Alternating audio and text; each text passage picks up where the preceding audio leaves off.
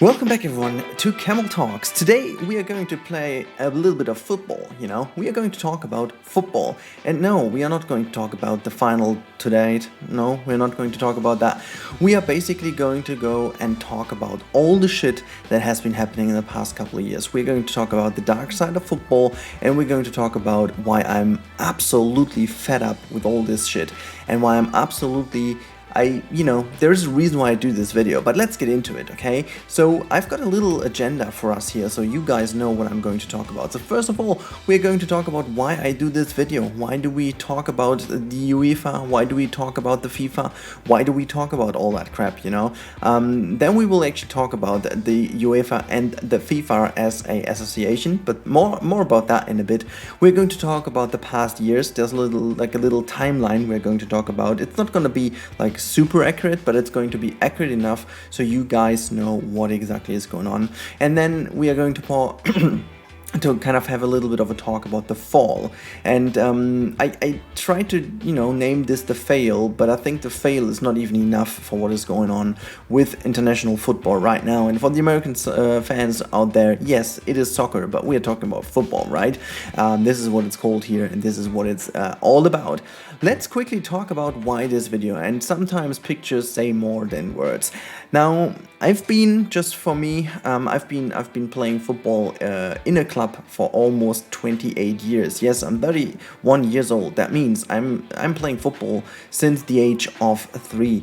And I've always grown up with a lot of great international footballs with the likes of Figo, Luis Figo, Zinedine Zidane, Edgar Davids, and all the big players in the 90s, late 90s to the early 2000s. That has been my main inspiration for playing football, wearing these crazy oversized shirts. I don't know if you guys remember, but I don't know why people were like that, but you could just kind of got these jerseys in 20 numbers too big for your size, and that was just kind of state of the art. Why today is everything skinny, everything has to be very tight to your body, just as if you are sweating right after 1 second of playing, which I do. But anyways, let's talk about the bad sides. In the last I would say 5 to 7 years, the overall feeling in football has changed, and it has partly because I have been diving more into the topics around football, but also the crisis made a lot of things obvious. But let's not go too much into the COVID crisis as of now. We will talk about that later. Let's more talk about the reasoning for this video. So as I said, I've been doing football for the majority of my life, and football has always been a crazy part of my life. I've been very close to trying to make it more professional, but then again I decided against it. I guess I would never have the talent for it, but I've been very closely connected to football all around. I've been a big fan of football for most of the times. I'm a supporter of Borussia Dortmund, if you guys were wondering. But the connection got lost over the last couple of years more and more, and not because I'm growing older or because I'm playing less football or because I don't like my club anymore. No, the connection to football has been lost due to a lot of reasons, but I think all of these reasons came together in the last couple of months with such a power and such a force behind that I think we are really at a point where the international football and the football I used to know doesn't exist any longer. We're not even talking anymore about the fact when it's over, or if it's going to die, or if it's going to be a problem in the future. I think we are already one step ahead. We are over the magic border. I think the current situation of international football has crossed more than one border that I am feeling I can't support anymore. And I didn't watch much of the European Championships now. I watched a couple of games of the Germans, but it was more likely that I was having my 3-month-old baby in my arm and feeding her while having a little glimpse on what's going on and not really paying too much attention.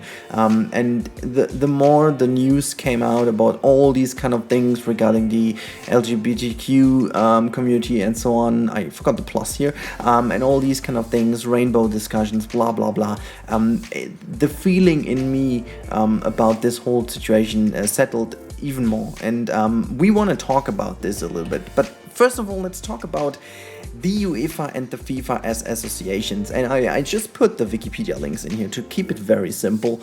I should have put the rainbow logo for the UEFA in to make it a bit more hilarious, but no, I refuse to.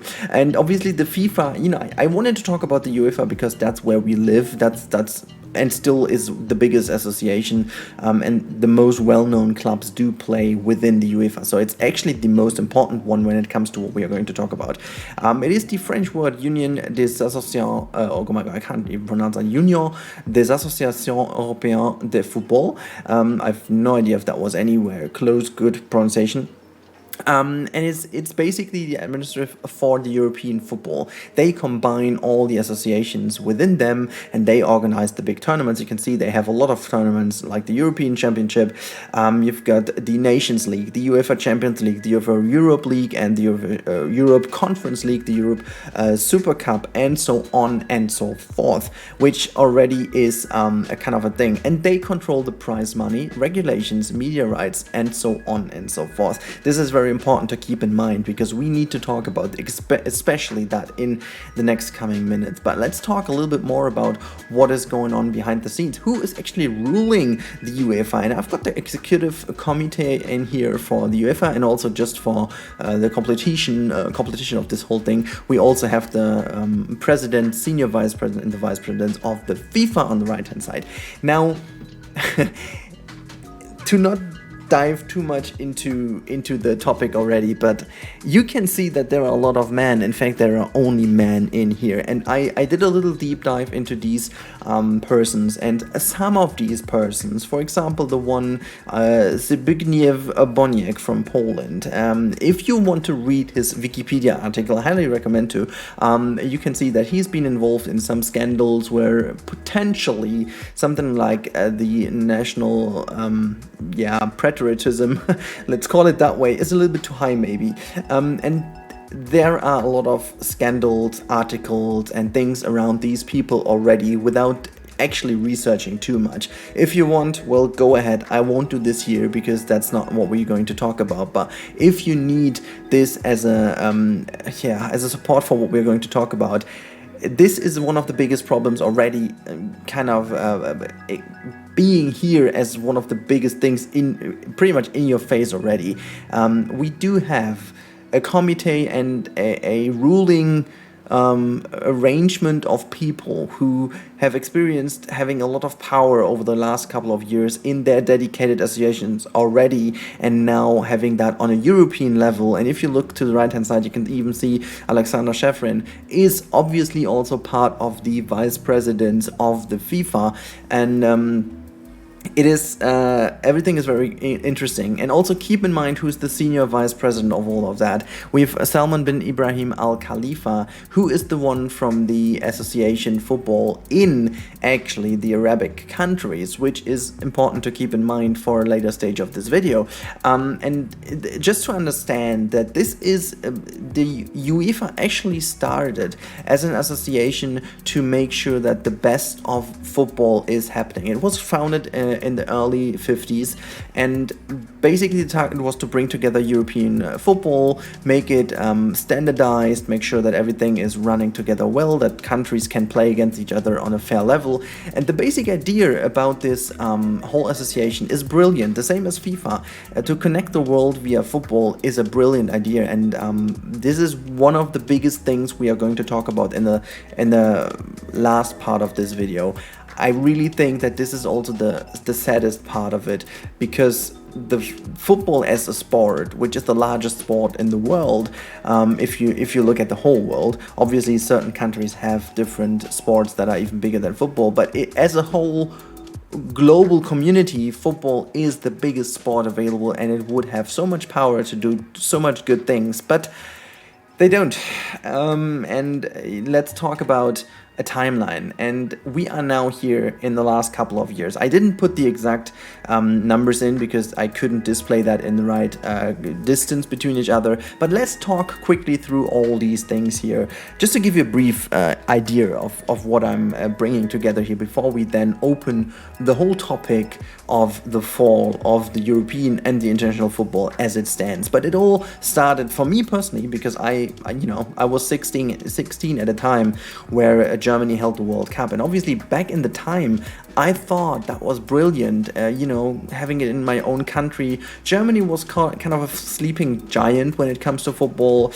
The euphoria for the team has basically vanished or had vanished in the past years before that tournament. And then the young team with a lot of young players, players like Schweinsteiger and Podolski and even Miroslav Klose back then was still young. They just changed the face of the team, and with Jürgen Klinsmann as a young and kind of inexperienced coach, they just played such a brilliant football. And for me, this was all happiness. That was like the brilliance of, and maybe also the high point in my whole life when it comes to a global football tournament, which was back then the World Cup in Germany, which obviously is strongly and highly connected to my emotional feelings from then. But just a couple of months later, the scandal was revealed that Germany only got this World Cup by paying extra 3 million. I think it was 3 million, and I'm not even sure how much it was, but they paid some of the presidents and the deciding figures in the whole committee to bring the World Cup back to Germany. So the decision wasn't taken purely on the brilliant fit because Germany was so good. And in fact, I remember that Germany needed to change a lot of stadiums back at the time, and everyone wondered why. And they invested a lot of money into these stadiums, even though some of the clubs really weren't doing that great. So they needed to take a lot of money. Instead of investing the money in their youth and in the development of the club, they needed to put that into the stadiums to be ready for the World Cup. But all of these things you don't see that much at the age of 16. But when I was going a bit more into it, I understood what kind of effect that had on football and on the local clubs, obviously. Now, going further into the future, we can see that the decision to bring the World Cup 2018 to Russia was already at least questionable. South Africa in between as well, but I thought South Africa at the time was at least showing kind of a little bit of a goodwill for this area. But again, if you look at the stadiums now, it was basically the same problem as we will have in the future. South Africa was already a very questionable decision to go there for a World Cup, but then again, Russia was the first thing, and this is why I want to include that in this list, which wasn't really only because of the money problem and the political thing. This was basically giving it to Russia in the midst of a global political crisis where Russia was in huge, let's say, disputes with Ukraine. I mean, we all know what happened then, but this was really not good to go there, and giving this into the hands of Russia at this time was very confusing for a lot of people, because the UEFA and also the FIFA, they said they are a association of sports and they don't want to have to deal with politics. But that doesn't mean that they have to support politics by giving these things into countries that are clearly on the verge of having some trouble with the global community when it comes to politics and peace and legal stuff and so on. And yet they gave it to Russia. A couple of years later, they increased the European Championship participant number, which was also a decision which caused a lot of confusion. Now it wasn't about political things, but it was about the sport side of things, because countries were already complaining about the fact that their local amount of games in the local leagues and then in the European club leagues and stuff, they were already way too many, and the players already have some issues, and now they increased the numbers, increased the amount of games, and so on and so forth, making it even more stressful for players and also for the countries involved. And we were starting already to wonder about economy effects and ecological ecological effects, and we all know that we have a huge issue when it comes to living a bit more sustainable. And in all these things, raising awareness of sustainability, raising awareness of human rights, actually, and all these kind of things were rising in the communities, in the world. Social media became a thing. Things were way easier to find out in the internet and so on. And then they gave the next big tournament to Qatar, which was the first big slap in my face, to be honest. That was the first time where I really was going from, oh my god, that's just shit, and yeah, but maybe they will improve in the future, to holy crap, are you even kidding me? And it went down. The next thing was the Nations League, which is weird because they just again created something that is weirdly, I think, widely not accepted at all. And all these things, even more games with the national teams and so on. I mean, the reason why they do this is pretty obvious, going back to the fact that they handle the TV money and they handle the money that is given to the teams. At a certain point, the money that comes in is capped because, well, obviously there are just so many games to be played and just so many tournaments to be held. But what they do is they create more games and more tournaments, fake games, fake tournaments, just to make sure that you have got more time and more games that the TV stations have to pay for, and that money has to be paid for the UEFA, and they can give the money back to some others. And if you guys remember, I don't have it on my list here, but there was a certain thing at the beginning of this year which was called the European Super League, which was an attempt of some European clubs to found their own Super League, so to say, which wasn't from the UEFA. And you know what kind of big trouble that was, because obviously if they would have had success, they would have taken a whole bunch of money away from them into their own pockets. And if you remember now how much money they were talking about to give back to the clubs in this new founded European Super League, you were wondering how the hell can they have that much money? Well, they would have had that much money because obviously TV stations would have kind of tried to get a hand on it, and they would have made a high bidding contest, who's bidding the most money, and obviously they would have potentially already talked to these TV stations, and they knew how much money they would get. But obviously the UEFA wasn't happy about that because they would lose all that money. And you can see there's a pattern rising. It's all about the money. It's all about the power of the European football or the worldwide football. It's not the romantic idea of combining and making an equal game for everyone. Equal game, is long gone. It's all about the money. It's all about making the highest potential profit, putting it in their own pockets, obviously, and putting it in the pockets of this association, which again, founded as an association, is now one of the leading money-making machines in the world.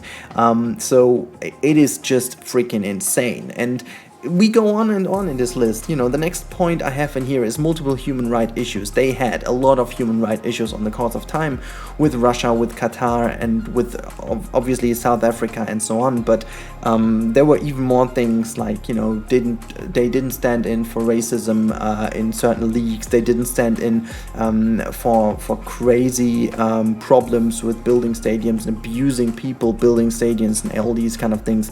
And then what they did is what all big companies that had a lot of shit going on do. They create a campaign to overlap this and to shut people up by showing them how great they are.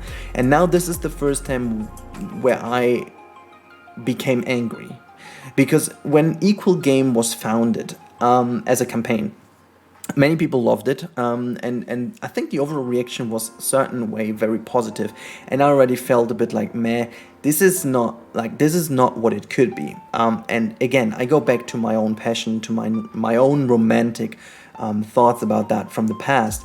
I always had the feeling that football has the power to change a lot of things to the good. So if there weren't all these things we talked about earlier, then the Equal Game was exactly that, what the European football could do. But it doesn't. It's it is just it's greenwashing. Let's call it what it is. It is greenwashing from what they are doing. So they create a campaign. They have all these brilliant football players representing different nations, different skin colors. I would love to say different orientations, but they don't. And so it's kind of a wishy-washy kind of thing. At least they tried, some people might say, but it's more than that. It is trying to hide what they're doing in the background. And this is why I hate the Equal Game campaign. I hate this. Even though I know that it still does a lot of good things. Even though the driving forces behind it are not the best, still it does a lot of good things because it makes a lot of people aware of certain things like racism and stuff, and people who love football and deal with it. So, you know, as much as I hate it because I know the backstory and I know it's greenwashing, I still know there is some good in it. But, you know, we will talk about Equal Game in a bit more, but let's talk about the next thing. This is the weird handling of COVID. I told you guys already early on that we will talk about COVID, and we have to. Now, as COVID obviously became a thing in Europe and in the world, obviously, many sport associations decided to, you know, cancel their tournaments, cancel their events. Even the Formula One, which is also not the, you know, nicest association, the FIA, even they canceled their stuff quite early on. And the UEFA really held on to it very, very, very long until the pressure got so high that they needed to cancel it for that year. And I mean, let's talk about the fact that the European Championship this year is in the entirety of Europe. And don't get me wrong, I like the idea a lot about a pan-European tournament. I loved the idea when it was brought out, but even without COVID, it's already pretty questionable about sustainability. All these countries, you know, people traveling from A to B, people just, you know, if it was all about green energy and we were all flying in electric jets already and so on, well, fine by me, but we are not yet. So I guess that wouldn't have been the best idea for sustainability. But, you know, for like a, let's say, wonderful European summer event without COVID, it still could have been a very brilliant thing just for you know, bringing nations together again and showing the great side of football. That would have been a great thing, but in times of a pandemic, of a global pandemic in which everyone is fighting for it, many people lose relatives, many people have a lot of issues. They first put a wrong signal by waiting way too long to cancel 2020. And then went on to create a 2021 tournament in Europe, again, without even hesitating to put an immense amount of pressure on the nations if they weren't about to put enough guests into the stadiums. Like many countries, for example Germany, at the point where the UEFA asked from Germany to make sure that at least 14,500 people are allowed into the stadium, Germany was in a full lockdown. Like, honestly, there was not even a sign of improvement. And for me personally, I haven't played football on a pitch with my team for over 1.5 years. Okay, we had a very short, I think it was like 2 months or so in between, late summer last year. But everyone knew that this is just for a very short amount of time. But the professionals have been playing for so much longer, and it felt like, okay. And now, as we are allowed to play again, this European Championship is actually already making me worry that we can't play any longer, because as you can see, well, many people at the moment, well, they just take the Delta variant of the COVID virus and bring that back into the countries. And we all know the reaction of the UEFA wasn't really exactly what you would have expected. They actually said, no, the increased amount of Delta variant and so on has nothing to do with the European Championship, even though there are already a lot of evidence for a very close connection to it. So, for example, the Scottish football fans that came back, and 2,500 football fans have been in stadium, and 1,991 fans were infected with the Delta variant in England, bringing it back to Scotland. And instead of saying, well, we have to look into it, and yeah, that wasn't the best idea, and blah blah blah, things that you could say, no, they said, no, we don't see direct evidence. The real problem is when they go together in a bar and enjoy, watching it in a bar. This is where the virus is. The virus decided actively not to go into the stadium. No, actually, it even stood there outside of the stadium and, personally thanked the UEFA committee for organizing this and, told them to stay out because it's so friendly. Holy crap, honestly, I can't hear it any longer. Have you seen those images and videos and stuff from the stadiums, from Wembley? And before you get me wrong, I would do the exact same if I would be in a stadium. It's emotions, okay? You're not standing there and you're not keeping a 1.5 meter distance when you're witnessing your own country making it through into the final of a European Championship that you've never been to for ages, and you've never won, in fact, this tournament. Of course, you are hugging your friend next to you and so on. And you tell me that there is no chance of, bringing the virus from A to B. There is obviously a chance. And if that wasn't worth enough, now what do? They forced Wembley to take 60,000 people into the stadium for the final game. And they even threatened them to put it back to Hungary. Now, it's getting more and more ridiculous. Let's talk about the rainbow roulette here, because that's a perfect segue from Hungary. We all know Mr. Orban doesn't really like any other people than what he thinks are the real people. And me as a German, I kind of like, I know this story. I know it. And it's dangerous, I can tell you. And I'm starting to be very much in a state that I can't really understand how you can still support that.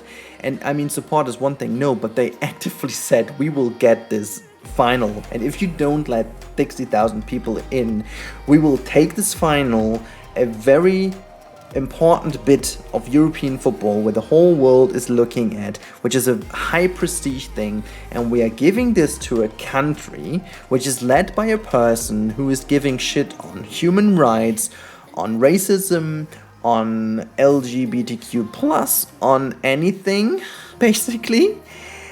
And he's also, just letting the virus flow and basically not giving any kind of information about how it's going on in their country and what's on, and he doesn't even allow other people to analyze it. So at the very end of the day, it is absolutely, there is not a single bit in there how you could understand this decision, that they do threaten them with this.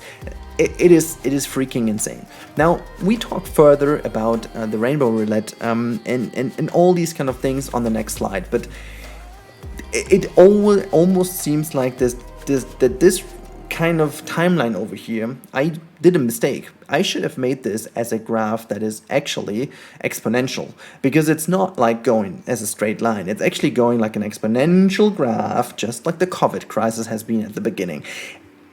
Honestly, I have no words for how this should be in the future, but let's talk about this a bit more, okay? Let's go now into the final topic. And I think sometimes pictures do say more than words, and this is just a summary of some articles and stuff I put in here, and we talked about this a lot, but there were just a couple of things in the last couple of days, and this message I got 2 days ago on my phone was the reason why I finally decided to make this video. And hell, I know that not many people will watch it, but still, if only 2 people watch it and tell about this to other people, I'm already happy, because I just couldn't hold it back. And it's more for me than for anyone else, but me as a German, when I saw that the German Football Association, the DFB, the Deutscher Fußballbund, they started to negotiate a contract with Qatar Airways. The country that is going to hold the World Cup next year.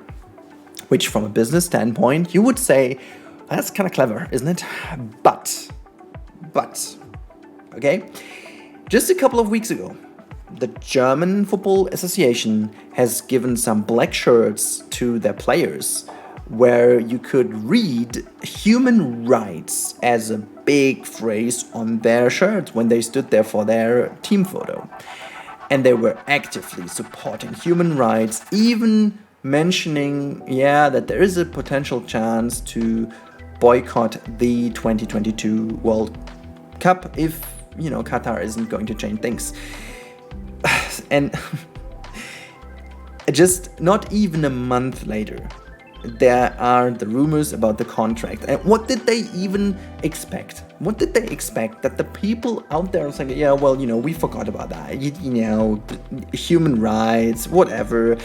It's fine. No, obviously it's the next scandal.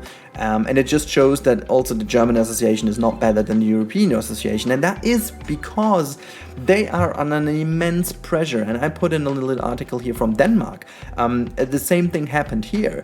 Denmark basically said that the UEFA was lying about this rainbow flag, because the UEFA said that the people in the stadium didn't put away the rainbow flag because it was a sign for people, for human rights, for LGBTQ and so on, and a good thing. No, they said because these people were too drunk, and they were, I'm not sure what exactly they said, but something like they were fearing that they do something with the flag to themselves or whatever, No, but then Denmark was like, hey, wait a second, that's not right, that's not true. They just weren't drunk. They just had this flag and I put it away because they had the flag. And see, lies everywhere, corruption everywhere. They treat human rights not only with their feet, they're basically spitting on it, sitting on it, and laughing themselves their asses off in their big, fucking expensive hotels they are sitting in and, signing the next deal. But potentially with a rainbow-colored pen, because that's for the good, I honestly have no idea how to support anything about. I can't. I can't support football anymore, and I will not watch today's final game. I will not. And I will not support anyone. I will not buy another jersey of Germany. I will not watch anything of that. I will not have any contract on football streaming services anymore. I canceled all of them.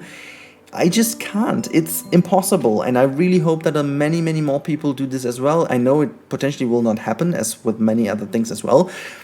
But there is no chance. I just can't. It is too big. It is too crazy. There are so many things you can't unsee when you see them. But hell, you can't unsee them when you don't see them, because they're like in your face. I even put you the article even here from the Frankfurter Allgemeine just to translate that.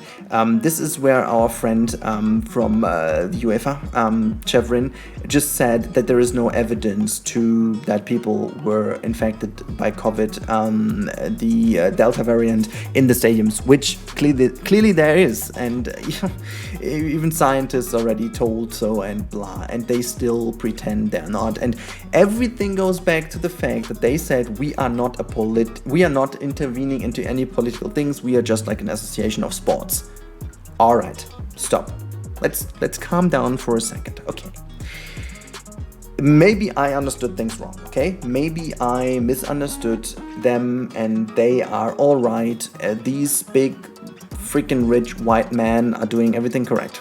Maybe I'm wrong. Maybe. So, okay. I need to go back and understand that this is all for sports. Okay.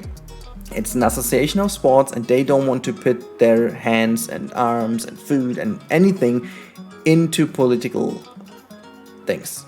Great. First of all, since when is human rights and LGBTQ plus related to politics? I think I forgot, but I understood it's not. That's the first thing. The second thing is, if they are not intervening into any kind of political things, why did they exactly give tournaments to Russia, which was in the midst of a political disaster? Why did they actually give it to South Africa? Why did they give it to Russia? Why did they give it to now Qatar? It doesn't make any sense, okay? And I'm not saying you can't put political statements or whatnot. What I'm saying is they never freaking cared. But now, as they need a reason to, well, do something which is not in their minds, they state they don't want to do anything political. Okay, well, again, greenwashing. We had this already. This is kind of a weird way of greenwashing. I'm using greenwashing, by the way, as a term for making sure that whatever they do with one good action should just hide away what kind of crap they're doing in the background. And now let's talk about the background, because that's something we didn't talk about, okay? So I thought I was wrong. I just looked into it. I'm still not sure that, all these kind of things have anything to do with political, but even if they would, okay, let's assume for a second that this is all political stuff. There's still the question, why the hell doesn't the UEFA want to have rainbow colors and so on in the stadiums? What's the problem? What would this change?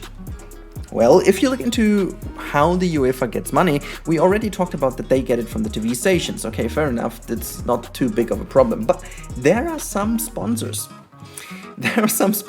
And they give a tremendous amount of money to the UEFA. And these sponsors potentially are from Arabian countries, for example, or countries that maybe are not necessarily in a political great situation right now, or maybe they don't really come from a country that supports LGBTQ plus too much. I don't want to go too much into it, but you guys know what I'm talking about. We know that, the center of Europe is, even though we still have a lot to do, a lot of work to do when it comes to equality in general and gender equality and so on and so forth, we are already on a pretty high level. If you look into other countries, and again, I mean high level in comparison, I know that we are not on a high level, and I know that we shouldn't stop quite yet. This is also not what I'm trying to say. The only thing I'm trying to say is there are other countries which are way worse when it comes to these kind of things, and these countries, unfortunately, in some way, have a lot of money, and they put this money into spaces where they make more money, which is the biggest game in the world, gives you a lot of visual space, which again makes people buy your products, which makes you more money. And this is where the whole circle comes back together, which the UEFA and the FIFA is something that started as a brilliant association to drive forward a brilliant sport. The initial idea behind this construct is brilliant, and I think it is exactly that what the world needed. We created a monster that had the power to rule the world in the most positive way by sports. Okay, sport is something that brings people together from no matter which origin, no matter which orientation, no matter which gender, no matter which age, no matter which skin color, it doesn't matter. Sport connects. Everyone knows it, that it's the most natural way, next to playing, next to being kids or whatever, to bring people together. So the power that lays in there is, I think, unbeatable. It's the biggest power we have in the world. And I think the word abuse is not even strong enough to what they are doing with this power. So over the years, the UEFA has translated into the big monster that only makes money no matter the cost.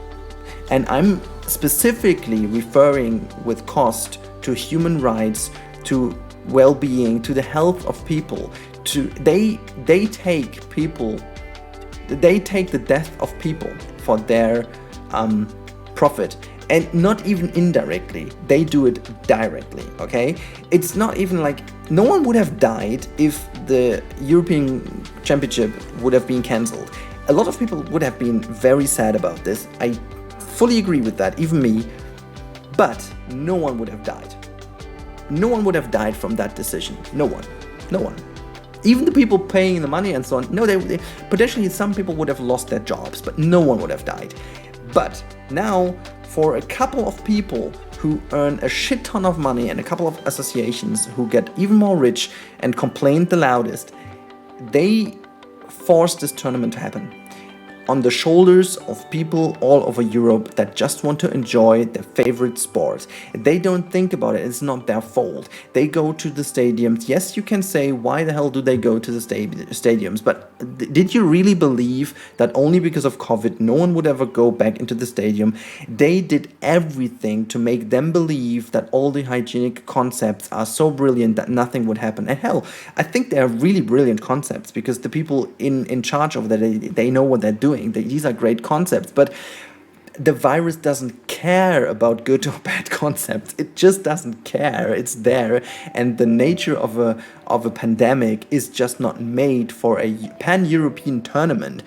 So at the very end, this all makes no freaking sense. This all makes no sense anymore for me, and I guess for many people as well. And I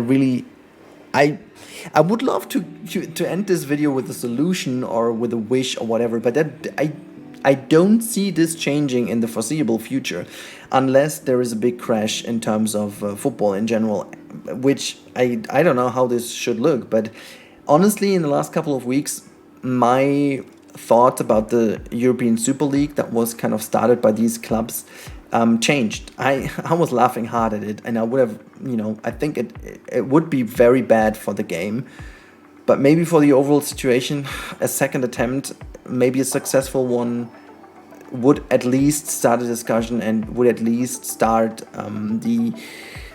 to shift the momentum of the UEFA, at least for once, and then we have to see where we go from there. But without a major boycott of Qatar next year, without a major boycott of games and stuff from countries, making sure that they point their fingers into what's happening, things won't change. And as you can see from Germany, as the last example that I brought in intentionally to make sure to round this all off, if a country that paid for shirts to fight for human rights just 6 weeks ago is negotiating with a country that treats human rights with their feet, even taking in death of people to build some freaking stadiums, just 6 weeks after they paid shirts for human rights, I'm out. I don't believe in this system anymore. I don't think they can improve. I don't think there is a chance unless you exchange every single one in this association. Make sure that there is a variety of people in the leading committee that has different view on the world. And yeah, I'm very sad to say that football in the way I enjoyed it in the past is dead for me. And I'm very sad to say that all the good that this sport could do is unfortunately harmed by an association that does everything to make sure that the power of football is not used in the right way. It's not even used in one way that is positive. It is just used in the most negative ways possible. And that's something that makes me very sad, and it almost feels like leaving someone that I used to love and that I will leave behind now. Maybe, looking back at some point, but yeah, just realizing I can't be together with this person anymore, and I don't want to be together with this person anymore. So yeah, where does this lead me? I don't know.